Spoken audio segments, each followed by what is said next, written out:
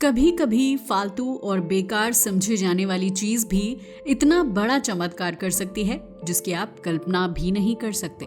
हमारी आज की कहानी भी कुछ ऐसी ही है, जिस कारनामे के लिए वैज्ञानिकों पर प्रदूषण फैलाने का केस तक हो गया था। मगर फिर इस कारनामे ने कई एकड़ का जंगल उगा दिया। मगर कैसे? यकीन मानिए, ये कहानी जानकर आप हैरान रह जाएंगे, क्योंकि ये कहानी है हजारों टन मौसम्बी के छिलकों की, जिन्हें एक बंजर जमीन पर फेंका गया था। सवाल यह है कि आखिर क्यों सरकार को इसके लिए बहुत आलोचनाएं झेलनी पड़ी थी। तो चलिए डिटेल्स में जानते हैं। इस कहानी की शुरुआत 1990 में हुई थी, जब नॉर्थ वेस्टर्न कोस्टा रिका के एक नेशनल पार्क के साथ वैज्ञानिकों ने कुछ एक्सपेरिमेंट किए थे। अगर north western Costa Rica national park की बात की जाए तो ये पार्क अपनी अमेजिंग बायोडाइवर्सिटी के लिए जाना जाता है। यहाँ पर डिफरेंट टाइप के एनिमल, फ्लोरा एंड फाउना है।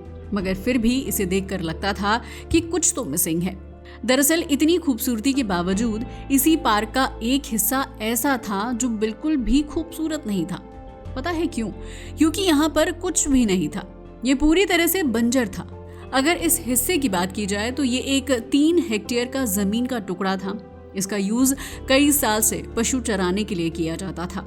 ये तो आप भी जानते हैं कि पशु जिस जगह पर लगातार चराई करते रहते हैं वो जल्द ही बंजर हो जाती है। ऐसा ही हाल कुछ इस लैंड का भी हुआ था। यहाँ पर ज्यादा चराई यानी कि ओवर ग्रेजिंग हो गई थी। ओवर ग्रेजिंग की वजह से यहाँ की घास पूरी तरह खत्म हो गई।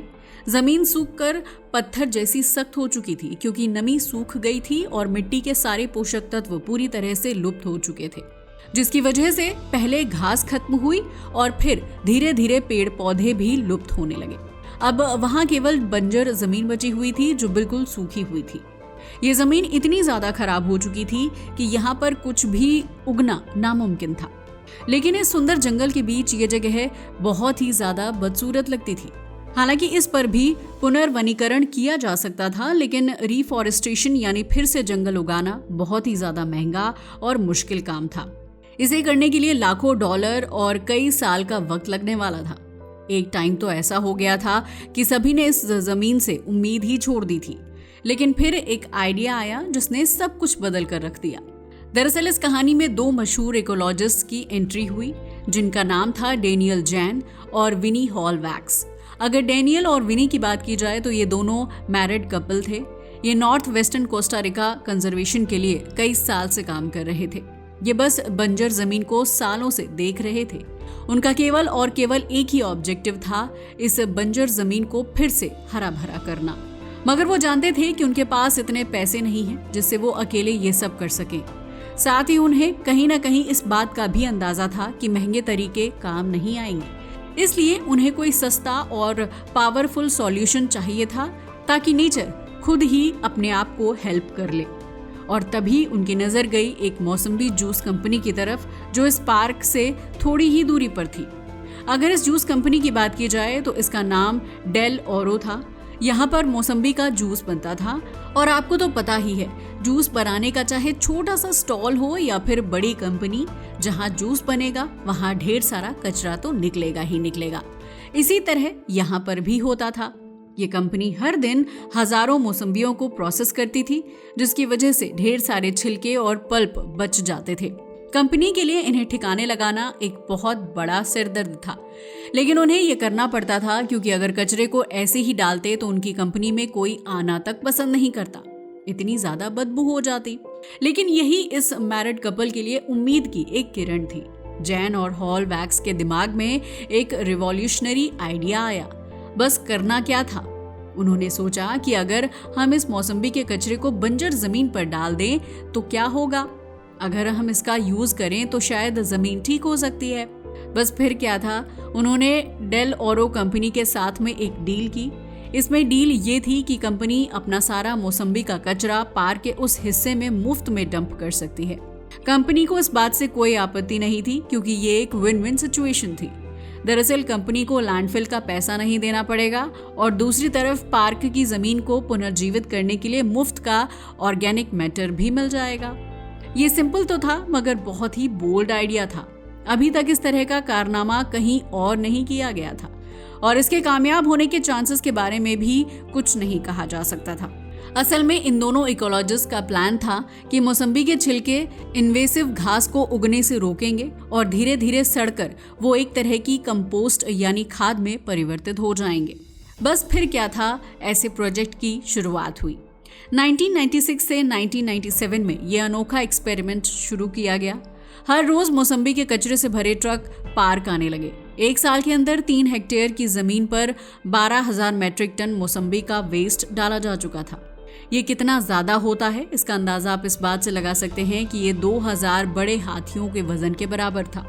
अब मौसम्बी के इस कचरे को जमीन पर मोटी लेयर में फैला दिया गया, जो दूर से देखने पर किसी इंडस्ट्रियल डंपिंग साइट जैसा लग रहा था। हालांकि यहाँ पर कोई साइन बोर्ड या कोई फेंसिंग नहीं थी, बस मौसम्बी के छिलके के ढेर पड़े हुए थे। धीरे धीरे धूप के साथ ये सड़ने लगे। लेकिन समस्या ये थी कि जैसे जैसे वेस्ट फर्मेंट होता जा रहा था, बहुत ही बुरी दुर्गंध फैलने लगी थी, जिसकी वजह से मक्खी और कीड़े मकोड़े उस जगह पर आने लगे। हालांकि इससे डिकम्पोजिशन की प्रक्रिया शुरू हो गई थी, जिसकी वजह से टीम को बहुत होप आने लगी थी। उन्हें लग रहा था कि ये शुरुआत एक नए कल की नींव रखेगी। लेकिन वो कहते हैं ना कि हर अच्छे काम के बीच में विवाद का आना तो लाजमी है। उनके साथ भी कुछ ऐसा ही हुआ। दरअसल जैसा इन्होंने सोचा था वैसा हुआ नहीं। एक्चुअल में ये आइडिया कागज पर ब्रिलियंट लग रहा था, लेकिन रियलिटी में इसने इतना विवाद खड़ा कर दिया था कि आसपास के किसान और गांव वाले इस महक और गंध से बहुत ज़्यादा परेशान हो गए। उन्हें लग रहा था कि ये पॉल्यूशन है। लोगों को डर था कि इसका असर पानी पर पड़ेगा, पानी खराब हो जाएगा और बीमारियां फैलने लगेंगी। और फिर आया सबसे बड़ा विरोध। ये एक ऐसी जगह से आया था जिसके बारे में किसी ने सोचा भी नहीं था। दरअसल डेल ओरो की सबसे बड़ी कॉम्पिटिटर यानी एक राइवल जूस कंपनी जिसका नाम टीका फ्रूट था। टीका फ्रूट ने डेल ओरो पर मुकदमा कर दिया। उन्होंने आरोप लगाया कि डेल ओरो एक नेशनल पार्क की जमीन को गंदा कर रही है, जिसकी वजह से देश का एनवायरनमेंट खराब हो रहा है और ये एनवायरनमेंटल कानून का भी हनन है। लेकिन आप समझते हो कि ये एक राइवल कंपनी थी, जिससे ये लड़ाई एनवायरनमेंट से ज्यादा बिजनेस कंपटीशन बन चुकी थी। ऐसा इसलिए क्योंकि डेल ओरो को मुफ्त में कचरा फेंकने की जगह मिल गई थी, जिसकी वजह से उनका खर्चा बच रहा था और वो थोड़ा सस्ता जूस भी बेचने लगे थे। लेकिन टीका फ्रूट को ये बिल्कुल भी बर्दाश्त नहीं हो रहा था। बस फिर क्या था, जल्द ही ये खबर मीडिया में फैल गई और मामला कोर्ट तक पहुंच गया। इसकी बहुत ही जल्द सुनवाई भी हुई, जिसका अंदाजा इस बात से लगाया जा सकता है कि 1 साल के बाद यानी 1998 में कोर्ट ने टीका फ्रूट के पक्ष में फैसला सुना दिया और कोर्ट ने डेल ओरो को इस प्रोजेक्ट को बंद करने का आदेश दे दिया। लिहाजा ये एक्सपेरिमेंट खत्म हो गया। अब यहाँ पर कचरे के ट्रक आना बंद हो गए और साइट को वैसे ही छोड़ दिया गया। दुनिया के लिए ये एक फेल्ड एक्सपेरिमेंट बन चुका था। इनफैक्ट लोगों को तो ये एक शर्मिंदगी लग रही थी। जल्द ही लोग इस पूरी कहानी को भूल गए, लेकिन 2 लोग थे जो इसे नहीं भूल पाए थे। उन्हें अभी भी उम्मीद थी। 16 साल के बाद इस मौसम्बी के ढेर पर क्या हुआ ये जानने की किसी ने कोशिश नहीं की। वो जगह अब पब्लिक और साइंटिफिक अटेंशन से दूर हो चुकी थी। लेकिन 2013 में एक स्टूडेंट वहां पहुंचे।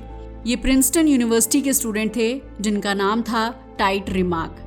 ये ट्रॉपिकल फॉरेस्ट पर रिसर्च कर रहे थे। अपने रिसर्च के दौरान उन्हें जैन और हॉलवैक्स का लिखा हुआ एक पुराना एकेडमिक पेपर मिल गया। इस एक्सपेरिमेंट के अंदर ही मौसम्बी वाले एक्सपेरिमेंट का जिक्र किया गया था। ये बहुत ही छोटी सी लाइन थी। पेपर में लिखा था कि प्रोजेक्ट बंद होने के बाद से कोई भी साइट पर वापस नहीं गया। ये छोटी सी डिटेल टाइट के दिमाग में अटक गई। वो सोचने पर मजबूर हो गए कि आखिर इतना बड़ा काम करने के बावजूद इस जगह को ऐसे क्यों छोड़ दिया गया। आज तो 16 साल गुजर चुके हैं। क्या इन सालों के बीच वहां पर कुछ हुआ होगा? वो इन दोनों इकोलॉजिस्ट के पास पहुंच गए। ये दोनों अभी भी कोस्टा रिका में एक्टिव तो थे, लेकिन इस प्रोजेक्ट के बंद होने से बहुत ज़्यादा निराश हो चुके थे। फिर भी उन्होंने मिलकर उस पुराने डंपिंग साइट को ढूंढने का फैसला लिया। मगर 16 साल गुजर चुके थे। साइट को ढूंढना उनके लिए एक बहुत बड़ा चैलेंज बन चुका था, क्योंकि वहां पर किसी तरह का कोई साइन बोर्ड नहीं लगाया गया था। इसी वजह से पुराने सभी निशान मिट चुके थे। लैंडस्केप पूरी तरह बदल चुका था। सूखी बंजर जमीन अब पहचान में ही नहीं आ रही थी। और फिर हुई हैरान कर देने वाली खोज। महीनों की मेहनत के बाद आखिरकार उन्होंने जगह को ढूंढ निकाला और यकीन मानिए, जब उन्होंने जंगल का हाल देखा तो उनके होश उड़ गए। वो पूरी तरह से शब्दहीन रह गए, क्योंकि अब वहां पर बंजर जमीन नहीं थी, ये जगह एक पूरे हरे भरे जंगल में बदल चुकी थी। जी हाँ, आपने सही सुना। जहाँ कभी सूखी मिट्टी हुआ करती थी, वहां अब ऊंचे ऊंचे पेड़ खड़े थे। पेड़ों पर घनी बेलें थीं, जमीन पर हरी घास और छोटे पौधों की चादर बिछ चुकी थी। चारों ओर चिड़ियों, जानवरों और कीड़े मकोड़ों की आवाजें आ रही थी। ये किसी फिल्म की कहानी की तरह था। ये ट्रांसफॉर्मेशन बहुत ही ज्यादा जबरदस्त था, इतना ज्यादा जितना वैज्ञानिकों ने भी नहीं सोचा था। मगर सवाल यह है कि आखिर ये ट्रांसफॉर्मेशन हुआ कैसे? इसको समझने के लिए टाइट ने एक साइंटिफिक स्टडी को स्टार्ट कर दिया। उन्होंने इस मौसम्बी वाली साइट का कंपैरिजन पास के कंट्रोल प्लॉट से किया। इस कंट्रोल प्लॉट की एक साइड में कचरा डाला गया और एक में कचरा नहीं डाला गया था। रिजल्ट इतने जबरदस्त थे कि सब हैरान रह गए। जिस एरिया में मौसम्बी डाले गए थे वहां 17% ज्यादा बायोमास था। सिंपल शब्दों में कहें तो वहां ज्यादा पेड़, पौधे, झाड़ियां और घास उग गई थी। और ये सब वो भी बिना किसी सिंचाई, बिना किसी मेहनत और बिना किसी देखभाल के। नेचर ने यहाँ पर अपना काम खुद ही कर लिया था। दरअसल इसके पीछे भी विज्ञान था, कोई जादू नहीं। सबसे पहले तो ये कि यहाँ पर मौसम्बी के छिलकों की मोटी लेयर बिछाई गई थी, जिसकी वजह से इसने धरती के ऊपर एक ब्लैंकेट का काम किया। इसने नीचे की जिद्दी इन्वेसिव घास को ब्लॉक कर दिया और वहां तक धूप पहुंचने ही नहीं दी, जिसकी वजह से वो एक एक करके खत्म होने लगी। नए पौधों को उगने का चांस मिल गया। दूसरा, जैसे जैसे मौसम्बी सड़ने लगी वो धीरे धीरे एक बहुत ही पावरफुल ऑर्गेनिक फर्टिलाइजर में बदल गई। इसकी वजह से मिट्टी को नाइट्रोजन, फास्फोरस और कार्बन जैसे जरूरी न्यूट्रिएंट्स मिलने लगे। जी हाँ, यही न्यूट्रिएंट्स जिन्हें खरीदने में लाखों रुपए लगते हैं, वो मौसम्बी के छिलकों से मिट्टी में मुफ्त में मिल गए थे। तीसरा, जब मिट्टी इतनी उपजाऊ हो गई तो कंपटीशन खत्म हो गया।